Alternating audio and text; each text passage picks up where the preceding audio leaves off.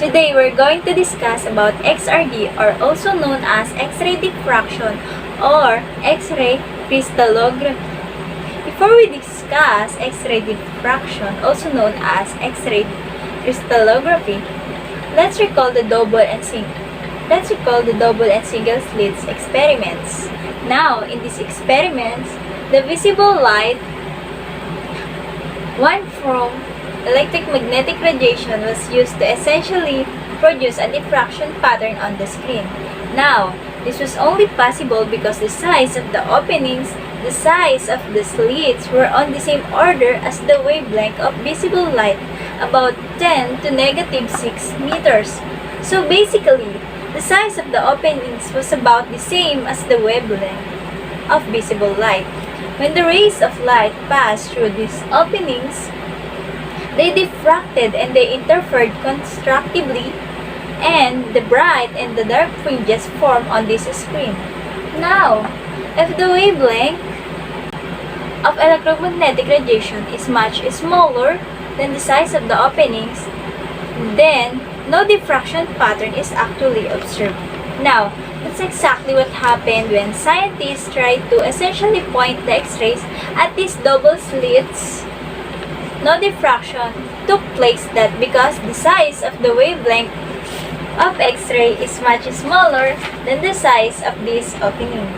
So, the difficulty in producing the diffraction pattern using the X-ray lies in the fact that X-ray have a small wavelength, about 10 to negative 10 meters, which is much smaller than the size of this slit, which is about 10 to negative 6 meters. So basically, when scientists took X-rays and they allowed those X-rays to pass through the openings, these openings were so large compared to the wavelength of those X-rays that no diffraction actually took place. Now, in the year 1912, a German physicist by the name of Max von Laue II came up with a clever solution to this problem. So in 1912, Max von Laue suggested that a crystal is composed of atoms like this. Atoms might just have a spacing between them.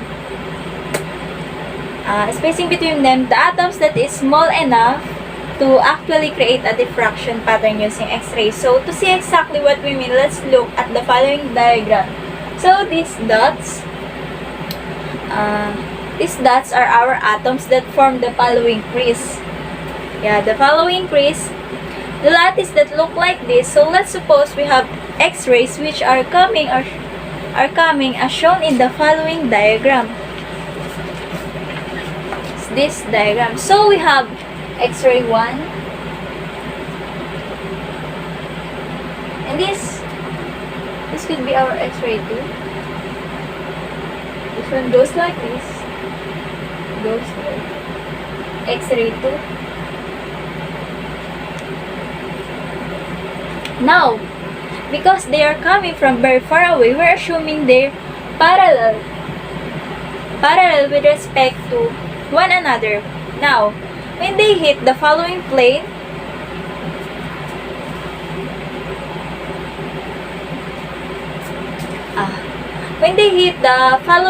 of the crystal lattice shown by the following dashed line, they make an angle theta.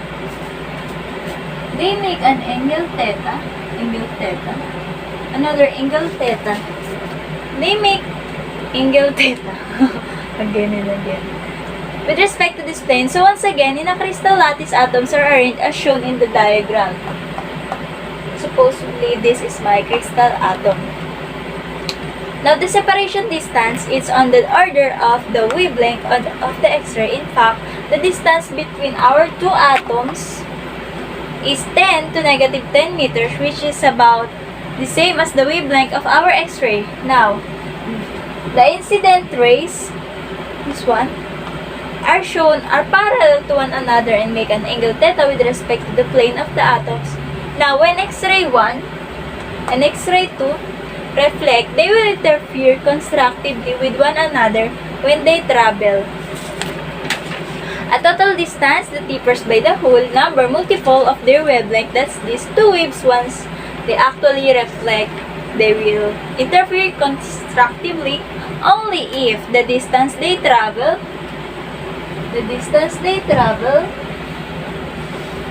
supposed to be, these are our distance.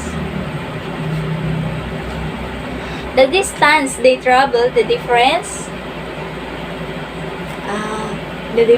in that distance is a whole number, multiple of their waves. So basically notice, let's suppose we have the screen somewhere here. This upper wave. Wave number 2 will travel less than this lower wave. And that lower wave will travel a distance of g sine theta.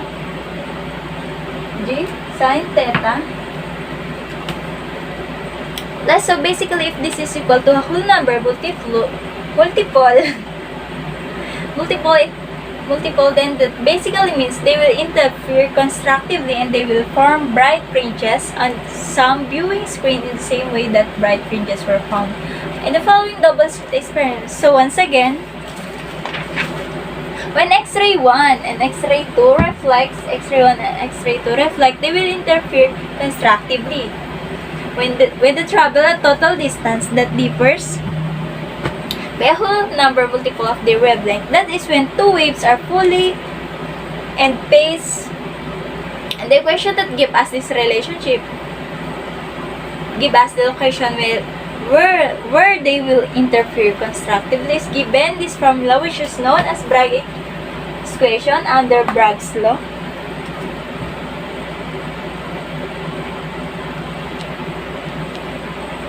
This is Bragg's law. After the English physicists who essentially derived it from m is simply a positive integer, it could be 1, 2, 3, 4, and so on.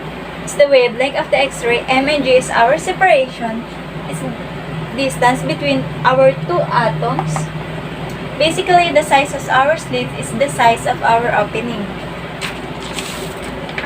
And the angle theta. Angle theta is the angle that the incident X-ray makes respect to the plane of this crystal lattice. So once again, this equation is useful because of the following reason. If the wavelength is known and the angle theta can be calculated, then the distance separation, the distance between two atoms in our structure, can be actually determined.